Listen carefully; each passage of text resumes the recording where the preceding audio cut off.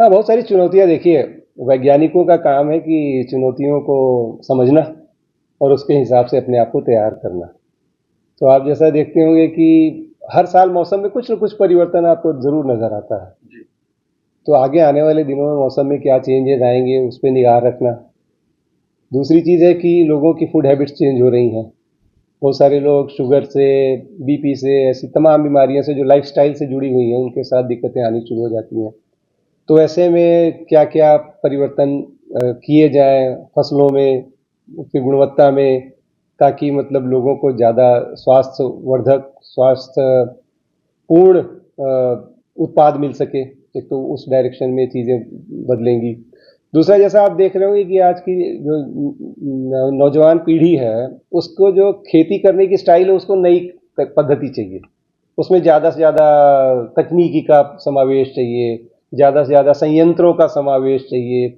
तो संयंत्र आधारित खेती कैसे आगे इवॉल्व होगी, जैसे आप देख रहे होंगे ड्रोन से दवा का छिड़काव, है ना? या फिर मोबाइल से पानी की सिंचाई की व्यवस्था कर देना, घर बैठे आप मोबाइल से ऑन करिए और आपके खेत में ट्यूबवेल शुरू हो जाएगा। तो ऐसी ऐसी तमाम तकनीकियाँ भी बदल रही हैं आगे आने वाले वर्षों में।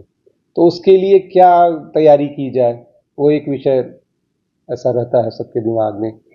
उसके अलावा अलग अलग जो फसल पद्धति है, अब किसान क्या करता है कि एक या दो फसलों के अलावा वो चाहता है बीच में कुछ और फसल ली जाए या कोई और तरीका अपनाया जाए।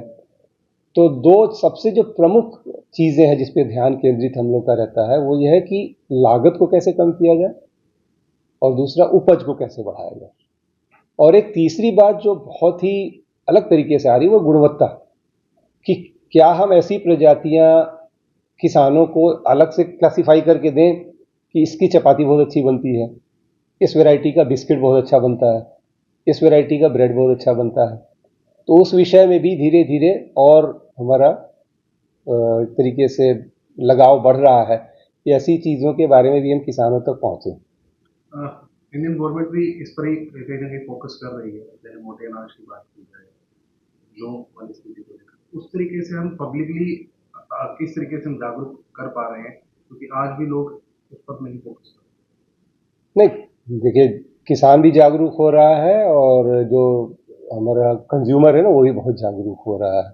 आप अभी जाते हैं शॉपिंग मॉल में, प्योरिटी को लेकर। हाँ, तो अगर आप देखते हैं कि कहीं कोई लिखा हुआ है कि ज़्यादा स्वास्थ्य के अनुरूप है आपके, ये या ये शुगर पेशेंट्स के लिए बेहतर है, तो निश्चित रूप से आपका ध्यान जाता है उधर की ओर। तो कंज्यूमर भी अवेयर हो रहा है, प्रोड्यूसर भी, फार्मर भी अवेयर हो रहा है, प्लस स्टार्टअप्स जैसे आए दिन आ रहे हैं, कई नए बच्चे आ रहे हैं पढ़ लिख करके।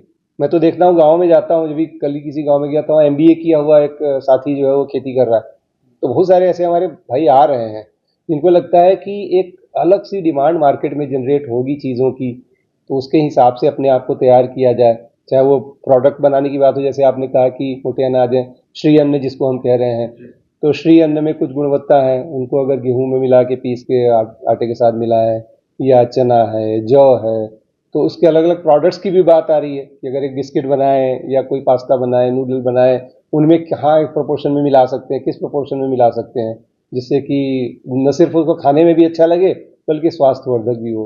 वैल्यूएशन आ जाता है कि सर कि वैल्यू इस तरीके एडिशन, का हम डाल सकते हैं, क्योंकि ये भी एक हाँ, वैल्यू एडिशन एक बहुत बड़ा एस्पेक्ट होगा निश्चित रूप से। और तो क्रॉप प्रोडक्शन हो गया, इसमें दो चीज़ें हो गई, लागत कम करना, मुनाफा बढ़ाना। दूसरा हो गया वैल्यू एडिशन। तो वैल्यू एडिशन में इंडिया बहुत बड़ा मार्केट उभरेगा, मुझे ऐसा लगता है। आगामी समय आगामी सालों में ये हमारा रणनीति रहेगा। हाँ।